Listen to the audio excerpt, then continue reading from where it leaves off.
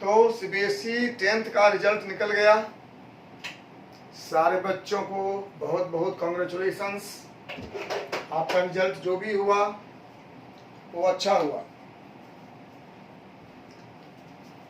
अगर बहुत नंबर लाए तो खुशी की बात है।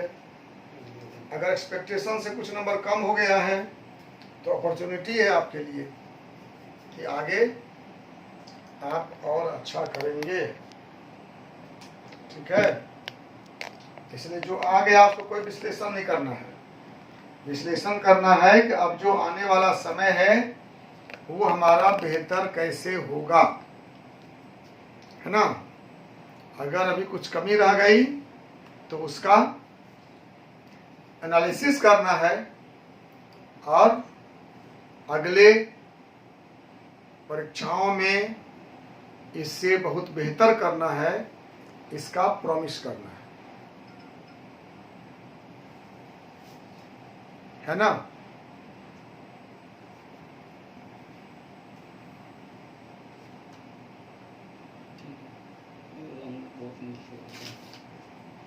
नीचे हो गया। और उसको अचीव करने में आपको जो हेल्प चाहिए हमसे, I am ready for that. ठीक है, मेहनत आप करेंगे और डायरेक्शन मेरा रहेगा।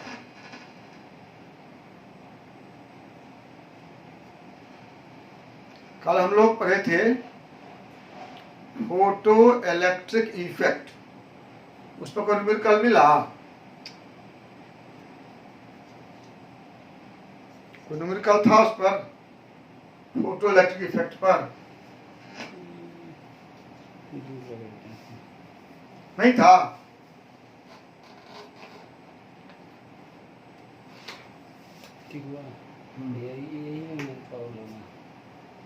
चलिए, तो मैं दूंगा आपको, न्यूमेरिकल नहीं मिला तो I will give you, no problem. आज हम लोग पढ़ते हैं दो टॉपिक, थोड़ा थोड़ा डिटेल हम नहीं पढ़ेंगे। आई डोंट नो वेदर, हो सकता है कि आपके फिजिक्स में डिटेल हो उसका। एक है black body radiation, black body radiation. Black body कहते किसको है? Black body means A system which absorbs whole of the radiation completely। जो बॉडी अपने पर पड़ने वाले सभी लाइट को कंप्लीटली एब्जॉर्ब कर लेता है वही ब्लैक बॉडी है। और जो कंप्लीट रिफ्लेक्ट कर देता है वो व्हाइट बॉडी है। समझ गए? व्हाइट बॉडी कौन है? which reflects all the radiations falling on it। और ब्लैक बॉडी क्या कौन है? which absorbs all the radiations falling on it। an object which absorbs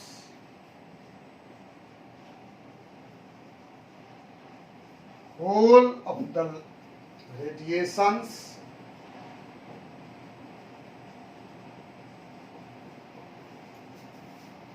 falling on it।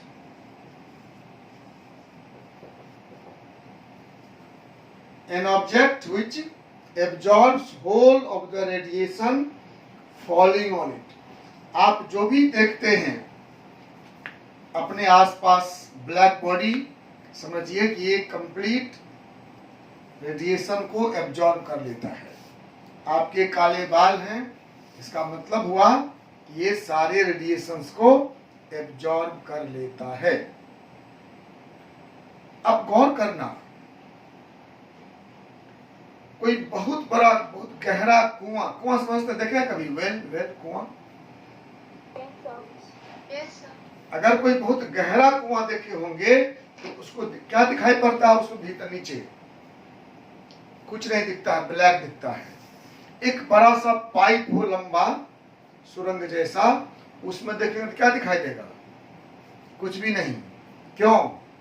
क्योंकि उस पर जो लाइट पड़ता है उसको कंप्लीट एब्जॉर्ब कर लेता है, वहां से रिफ्लेक्शन नहीं होता है। एक कोई भी बड़ा बर्तन हो, कोई बर्तन हो, उसमें एक स्मॉल होल हो, एक बड़े से बर्तन में स्मॉल होल हो, उस होल से आप देखिए तो क्या दिखाई देगा आपको? ब्लैक। तो हम लोग उसको ब्लैक बॉडी बोलते हैं। Black body, a hollow sphere या कोई भी hollow enclosure having a small hole is an example of a black body. An enclosure like a sphere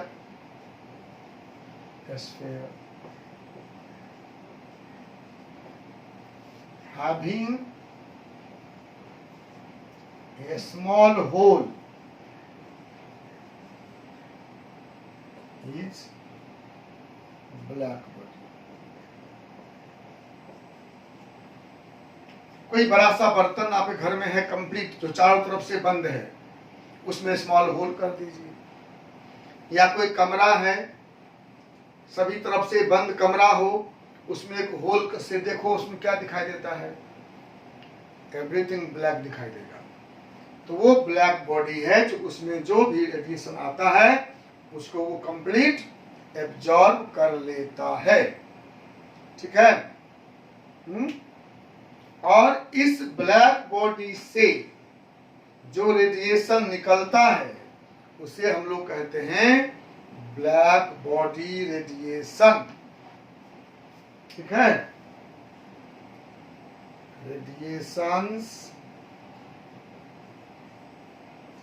emerging या emitting from a black body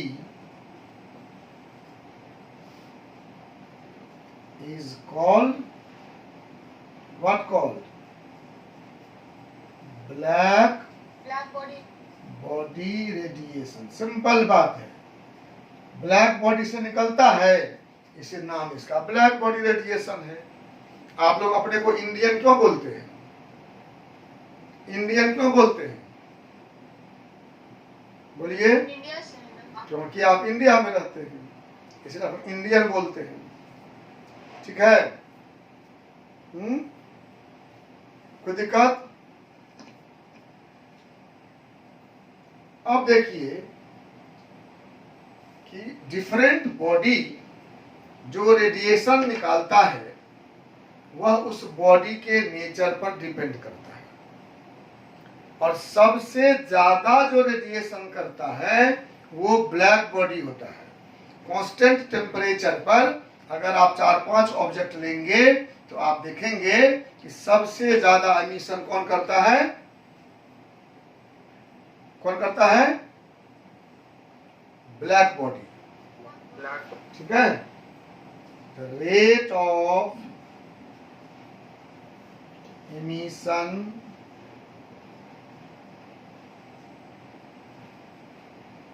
is maximum for black body at same temperature। Same temperature पर black body के द्वारा emission का rate सबसे ज्यादा होता है। इसीलिए कहा गया है a good absorber is good emitter. A good absorber is good emitter. आप में भी जो बहुत अच्छा से पढ़ेगा, एब्जॉर्ब करेगा कंटेंट को, स्टडी मटेरियल कंटेंट को, वही एग्जाम में ज्यादा अच्छा सा आंसर दे पाएगा ना। तो एब्जॉर्ब करना है बढ़िया से, जो कंटेंट मिलता है उसको दिमाग में एसिमिलेट करना है। तो अगर आप अच्छे से एसिमिलेट कर पाएंगे ब्लैक बॉडी की तरह, तो आप इमिट भी कर पाएंगे अच्छे से, and you will get a good result. अभी रिजल्ट आया है तो आप देख रहे होंगे कि जिसने गंभीरता से पढ़ा होगा उसका रिजल्ट ज़्यादा अच्छा होगा। इसलिए इंटेंसिटी, यही इंपॉर्टेंट बात है, intensity of radiation of A black body, यही इंपॉर्टेंट बात है, depends on temperature only.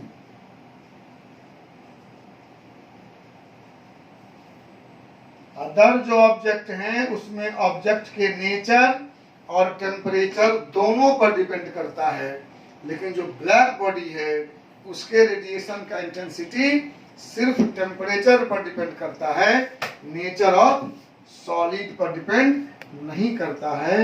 It is independent of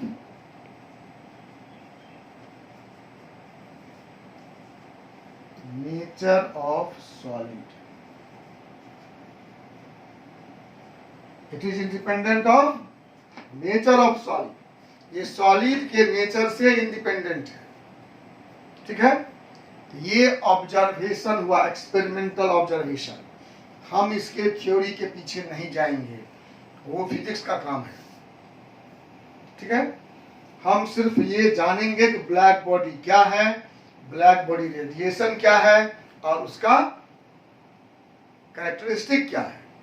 तो आप जान गए ब्लैक बॉडी वो हुआ जो अपने ऊपर पड़ने वाले सारे रेडिएशंस को एब्जॉर्ब कर लेता है, ठीक है। इसका कैरेक्टरिस्टिक क्या है, ब्लैक बॉडी रेडिएशन क्या हुआ, तो ब्लैक बॉडी से जो रेडिएशन निकलेगा वह ब्लैक बॉडी रेडिएशन कहलाएगा। कैरेक्टरिस्टिक क्या है, कैरेक्टरिस्टिक है कि ब्लैक बॉडी से रेडिएशन का रेट मैक्सिमम होता है, इसकी इंटेंसिटी सबसे अधिक होती है और वो इंटेंसिटी सिर्फ टेम्परेचर पर डिपेंड करता है, मैटर के नेचर पर डिपेंड नहीं करता। Any question? Radiations emitting from a black body has maximum rate and its intensity depends only on temperature, not the nature of substance. अब प्रॉब्लम क्या हुआ इसमें? प्रॉब्लम हुआ कि wave theory of light fails to explain why it happens. ऐसा क्यों होता है? ब्लैक बॉडी से एमिशन का रेट सेम टेम्परेचर पर मैक्सिमम क्यों होता है?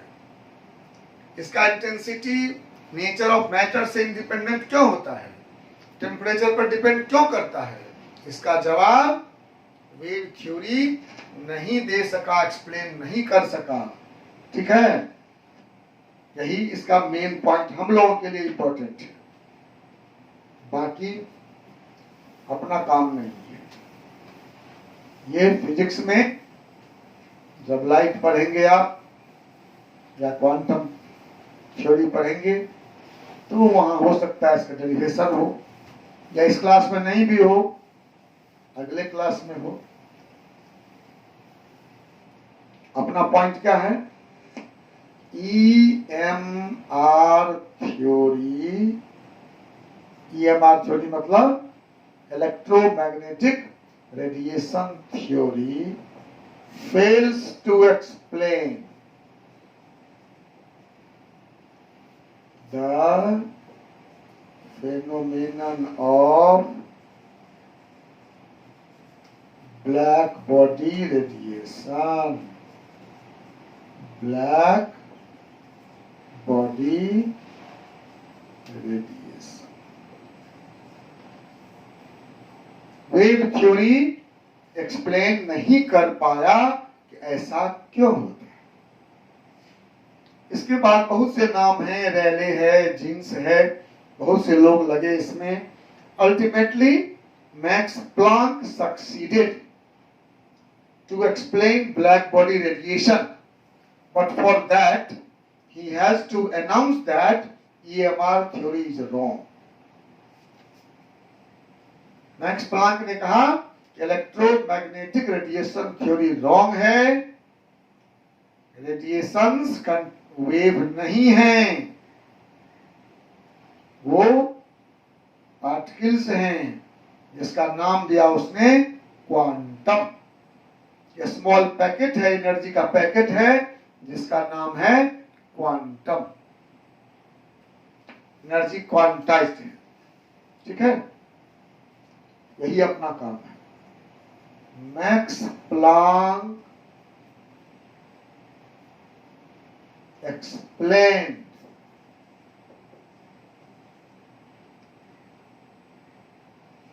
Black body radiation on the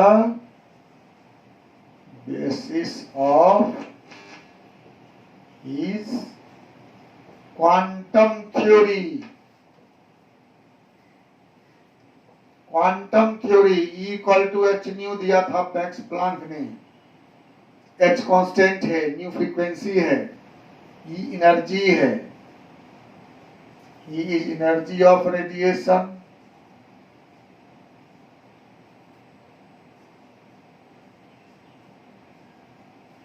Nu है frequency of radiation.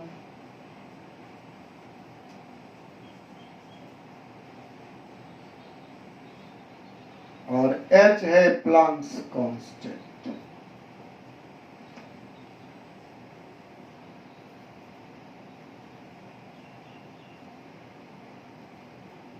H है प्लांक्स कांस्टेंट।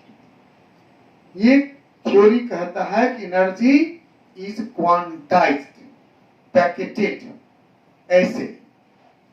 EMR थ्योरी कहता है कि अलग ऐसे आता है रेडिएशन, ये कहता है कि ऐसे आता है रेडिएशन। अंतर समझे? ऐसा है, एक एक क्वांटम अलग अलग है, लेकिन इतना ज्यादा स्पीड से आता है कि वो आपस में कंटिन्यूअस दिखता है। ये एक पैकेट, एक क्वांटम हुआ H न्यू। पैकेट छोटा हो सकता है, पैकेट बड़ा हो सकता है, इसमें कोई मतलब नहीं है। सबका एनर्जी का पैकेट बराबर हो जरूरी नहीं है। सभी एनर्जी के पैकेट छोटे बड़े हो सकते हैं। आप घर में बहुत सा सामान खरीदते हैं पैकेटेड, सबका साइज सेम होता है क्या? दूध आता है घर में तो 500 ml का भी पैकेट होता है और 1 लीटर का ही पैकेट होता है। लेकिन सुधा का दूध जब लेंगे आप तो आइदर 500 ml के मल्टीपल में, नहीं तो 1 लीटर के मल्टीपल में लेना होगा। यही क्वांटम थ्योरी है। एनर्जी जब भी कोई एब्जॉर्ब करेगा या एमिट करेगा तो क्वांटम के मल्टीपल में करना होगा, ठीक है। तो अपना मतलब सिर्फ यही था, एक लाइन से मतलब था हमारा कि वेव थ्योरी गलत हो गया, क्वांटम थ्योरी सही हो गया कि लाइट या रेडिएशन वेव नहीं है, क्वांटाइज्ड है, पार्टिकल है, फोटन। Any question? हाँ सर, क्वांटम और फोटोन एक ही चीज है या दोनों अलग अलग चीज? क्वांटम और फोटोन एक ही चीज है, नाम अलग अलग दिया गया। क्वांटाइज से वर्ड क्वांटम हुआ, उसी को अल्बर्ट आइंस्टीन ने फोटन कहा, ठीक है। प्लांक्स के थ्योरी में क्वांटम नाम है उसका। Quantum is also small unit of photon. सिर्फ कहने का स्टाइल डिफरेंट है, ठीक है।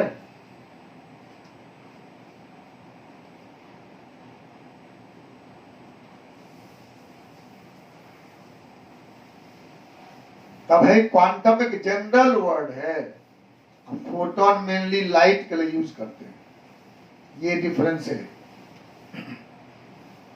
ठीक है। क्वांटाइज जनरल बोलेंगे, जो भी कहीं पैकेटेड है उसको बोलेंगे क्वांटाइज्ड है। फोटोनाइज्ड है नहीं कर सकते हैं, है ना। तो क्वांटम वर्ड दोनों में यूज होता है, क्वांटाइजेशन, क्वांटाइज्ड, क्वांटम।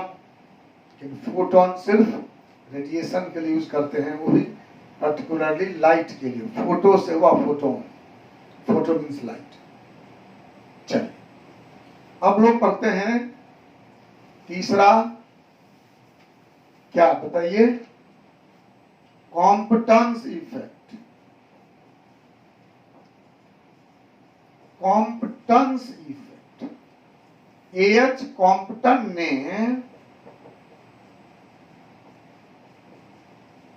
1923 में एक्सपेरिमेंट किया। एच कॉम्पटन ने क्या किया, एक्सपेरिमेंट किया। कब किया, 1923 में। उस एक्सपेरिमेंट में उसने क्या दिखाया, देखिए।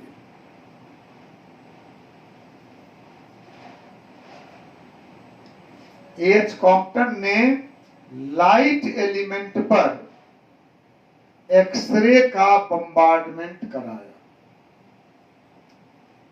एक्सरे समझते हैं? उसने देखा इलेक्ट्रॉन निकलता है और एक्सरे भी निकलता है। जब लाइट एलिमेंट पर कोई एक्सरे हम फॉल कराते हैं तो इलेक्ट्रॉन भी निकलता है और एक्सरे भी रेडिएट होता है, स्कैटर होता है। अंतर सिर्फ ये है कि ये लैम्डा आई है, ये लैम्डा एफ है। Lambda F is greater than lambda I. This is experimental observation. Scattered X-ray का रेडिएशन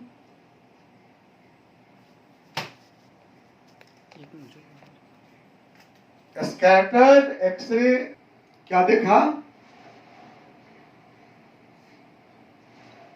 क्या देखा, स्कैटर्ड एक्सरे का वेवलेंथ इंसिडेंट एक्सरे के वेवलेंथ से बड़ा। When X-ray is bombarded on a lighter element, electrons are ejected. Electrons are ejected and wavelength of scattered X-ray, हाँ एक increases.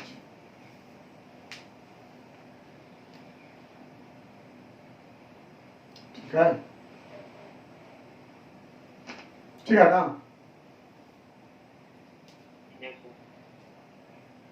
When X-ray is bombarded on light element, ये target element है, electrons are ejected and wavelength of scattered X-ray increases.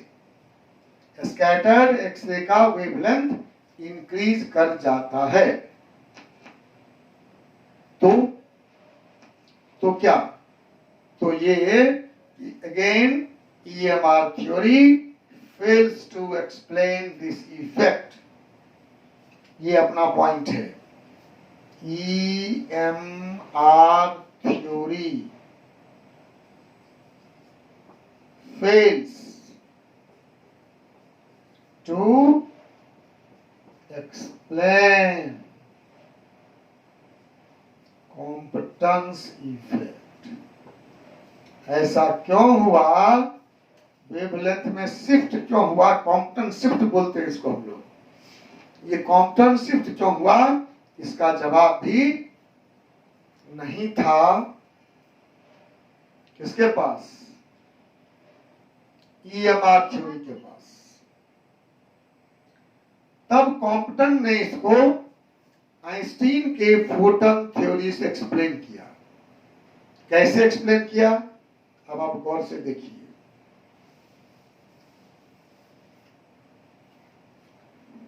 Compton ने माना कि यहां जो electron है वो तो एक पार्टिकल है ही, इलेक्ट्रॉन एक पार्टिकल है, और एक्सरे भी फोटोन है, मतलब पार्टिकल है। एक्सरे भी एक पार्टिकल बन के आता है और इलेक्ट्रॉन से कोलाइड करता है। आपको मालूम होगा कॉलिजन में एनर्जी कंजर्व रहता है। तो ये यहां से कोलाइड किया, इसके कॉलिजन से इलेक्ट्रॉन निकला, कुछ एनर्जी खर्च हो गया इलेक्ट्रॉन को निकालने में, और जो बाकी बचा वह एक्सरे स्कैटर्ड हो गया। ध्यान दीजिए, जो एक्सरे आया था उसके पास अधिक एनर्जी थी, उसमें से कुछ एनर्जी इलेक्ट्रॉन को निकालने में खर्च हो गया। तो जो एक्सरे निकला उसके पास एनर्जी कम होगी ना। आप कुछ पैसा लेकर मार्केट गए थे, कुछ पैसा मार्केट में खर्च हो गया, तो वापस लौटेंगे तो पैसे कितने होंगे आपके पास, कम की ज्यादा? मार्केट गए कुछ पैसा लेकर, कुछ खर्च कर लिए, तो वापस लौटे पैसे कम थे कि ज्यादा? कम सर। तो ये एक्सरे अपना मान लो कुछ एनर्जी लेकर आ रहा था, उसमें से कुछ एनर्जी इस कॉलिजन में खर्च हो गया, इलेक्ट्रॉन को धक्का मार के निकाला, उसमें खर्च हो गया। तो जो बचा हुआ एनर्जी कम है कि ज्यादा? कम है। इसके पास मान लीजिए एनर्जी ई है, इसके पास मान लीजिए एनर्जी ई डैश है। ई डैश क्या होगा? लेस देन ई होगा। ई डैश छोटा होगा ना? होगा। और ई बराबर होता है H C by lambda. E dash बराबर H C by lambda dash, और ई बराबर एच सी बाय लेमडा। तो बताइए, ध्यान दीजिए, ई डैश ई से छोटा है, ई डैश ई से छोटा है। ऊपर तो एच सी सेम है ना, ऊपर तो एच सी सेम है ना, ये छोटा कैसे हो सकता है बताइए? बोलिए। लैम्डा चेंज करेगा। एच सी दोनों सेम है और ई डैश छोटा हो गया, इसका मतलब क्या? लेमडा डैश क्या है? लेमडा से ज्यादा बड़ा है। हाँ, lambda dash greater than lambda ना। एच सी दोनों सेम है, एच भी कांस्टेंट, सी भी कांस्टेंट। ई डैश छोटा कैसे हो सकता है? जब लेमडा डैश बड़ा होगा।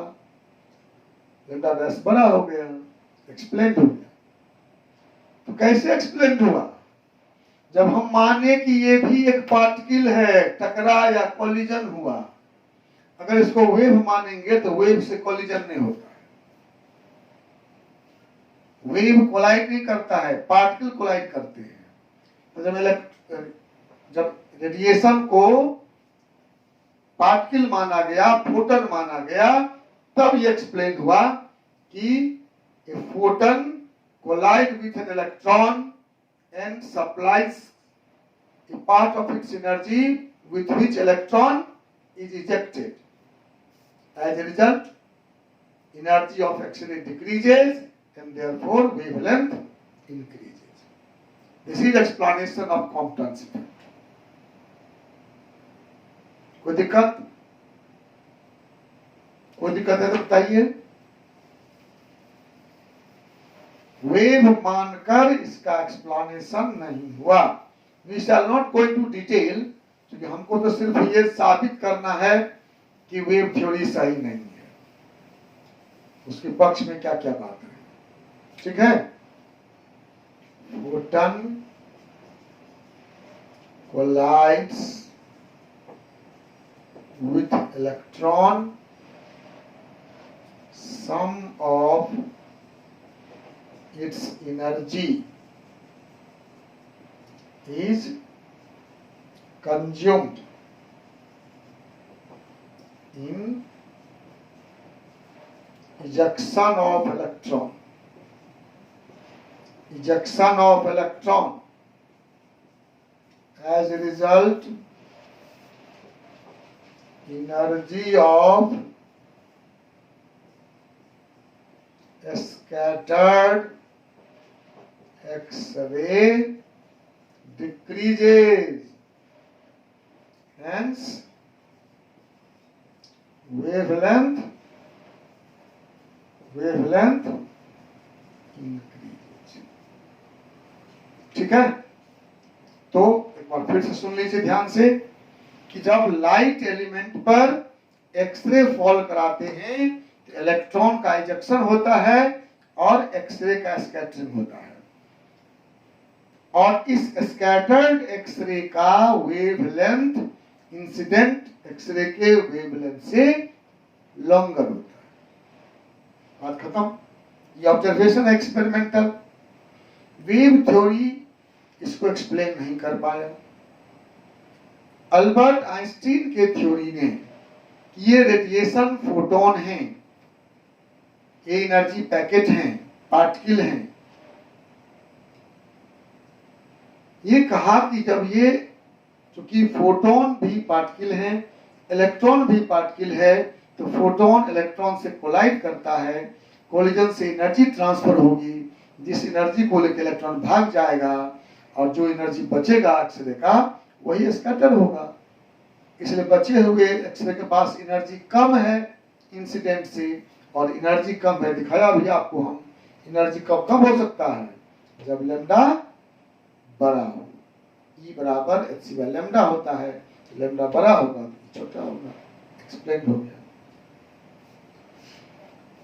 तो अपना इस एक्सप्लेनेशन से मतलब नहीं है, अपना मतलब है कि wave theory of light fails to explain black body radiation, photoelectric effect and Compton effect. Black body radiation explained by Planck's quantum theory, and photoelectric effect and Compton effect is explained by Einstein's photon theory. And so we concluded that radiations possess dual behavior because reflection, refraction, diffraction and interference of light is explained by EMR theory. ऐसा नहीं है कि radiations के इसी Foton theory ही सारे properties को explain कर देंगे। फोटन थ्योरी को मान के चलेंगे तो फिर reflection, refraction, interference, diffraction explain नहीं होगा। ध्यान दीजिए, ऐसा नहीं है कि वेव थ्योरी को काट कर ये थ्योरी आ गया कि वो गलत था, बिल्कुल ये सही है, ऐसा नहीं है। रेडिएशंस के कुछ प्रॉपर्टीज वेव थ्योरी से एक्सप्लेन होते हैं और कुछ प्रॉपर्टीज पार्टिकल थ्योरी से एक्सप्लेन होते हैं। तो हम लोग मानते हैं कि इसको डुअल बिहेवियर है, कोई बड़ी बात नहीं है। मान लो कोई स्टूडेंट मेरे यहाँ पढ़ता है तो वो स्टूडेंट है, आप स्कूल जाते हो तो आप स्टूडेंट हो, स्कूल में पढ़ रहे हो। और कुछ ऐसे भी लोग हैं जो कहीं पढ़ा भी रहे हैं, उस समय आप टीचर हैं। तो जिसने आपको स्कूल जाते हुए देखा उसने कहा कि स्टूडेंट है, जिसने आपको कहीं पढ़ाते देखा उसने कहा टीचर है। अब आप स्टूडेंट हो कि टीचर हो? बताओ, क्या हो, स्टूडेंट हो कि टीचर हो? दोनों हो। अरे क्या करता है, दोनों, स्टूडेंट भी और टीचर। उसी तरह से ये रेडिएशंस वेव भी हैं और पार्टिकल भी। इसको सबसे पहले एक्सप्लेन किया किसने, मालूम है? किसने एक्सप्लेन किया? वेव और पार्टिकल पार्टिकल दोनों है, ये किसने कहा? डी ब्रॉगली ने। वाह, गुड। इसे कहते हैं हम लोग डी ब्रॉगली हाइपोथेसिस। बताइए हाइपोथेसिस क्यों कहते हैं? क्योंकि वो सजेस्ट किया था, पूरा थियोरी नहीं था, कंफर्म नहीं था। हाँ, उसने कोई एक्सपेरिमेंट नहीं किया था, प्रोपोजिशन था उसका। जब कोई भी कुछ कहता है लेकिन उसको एक्सपेरिमेंटली वेरीफाइड नहीं करता है तो उसको हम लोग हाइपोथेसिस कहते हैं। डी ब्रॉगली ने कोई एक्सपेरिमेंट नहीं किया था, उसने प्रपोज किया था और इसी बेसिस पर जो हम बताए थे आपको, उसने कहा था सिर्फ ये कि अगर रेडिएशंस को ड्यूअल बिहेवियर हैं तो मैटर को भी ड्यूअल बिहेवियर होंगे। रेडिएशंस को है सो हम प्रूव कर लिए हैं। डी ब्रॉगली ने सिर्फ यही कहा, if radiation show dual behaviour then matter will also show dual behavior, so dual behavior shown by all। ठीक है, तो इसको हम लोग कल पढ़ेंगे, डी ब्रॉगली हाइपोथेसिस, उसके बाद हाइजेनबर्ग अनसर्टेनिटी प्रिंसिपल और श्रोडिंगर्स वेव इक्वेशन। उसके साथ अपना ये एटॉमिक स्ट्रक्चर समाप्त हो जाएगा और उसके बाद हम लोग शानदार टेस्ट लेंगे। ठीक है, इसलिए आप बढ़िया से तैयारी करिए, कोई दिक्कत हो तो हमसे पूछिए।